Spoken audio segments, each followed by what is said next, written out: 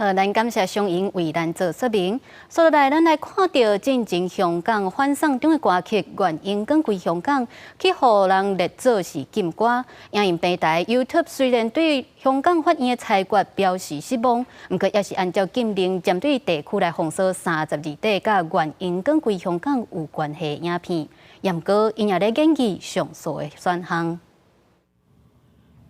原因讲归香港相关32底影片已经伫 YouTube 落来，佮通过依照法律无法度伫所在国家地区网页播放。这是 YouTube 为着遵守香港法院的命令，甲移除。香港高等法院特别针对2019年反送中的这首抗争歌曲颁布临时禁制令。当时法官警告，想要煽动分裂的无共意见人士，可能会利用这首歌当作反对国家的武器。YouTube 对这件代志表示失望，不过因讲的修法，当时继续研究上诉的选项。制止任何人以煽动分裂国家和侮辱国歌的意图使用和传播有关歌曲，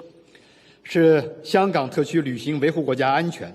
和国歌尊严限制责任的正当必要举措。YouTube 对香港法院的命令发表批评言论，认为这个裁决会让人对香港政府想要促进社会经济，也甲复原进程的名声产生怀疑。香港并无所管的国歌，原因讲归香港，这是顺时代的创作。主权移交了后，官方的歌曲本来就应该是中国国歌《义勇军进行曲》，不过因为敲锤结果加演算法的机制，原因讲归香港颠倒变做非官方替代歌。香港政府2022年要向 Google 抗议，希望敲锤时阵会当找到对的歌曲。不过 Google 当时认为无法定的命令无法度照办，原因讲归香港为2019年开始一直流传，对香港版的国安法通过，香港人言论自由大幅度限制，嘛变做香港人伫国际流传的精神支持。这个歌曲若伫影音平台一直流传，而且真侪解互中国友邦，想讲是香港的国歌，伫国际比赛时阵播出，中国甚至为这件代志展开调查，是毋是互外力渗透造成的？公司新闻黄文玲编译。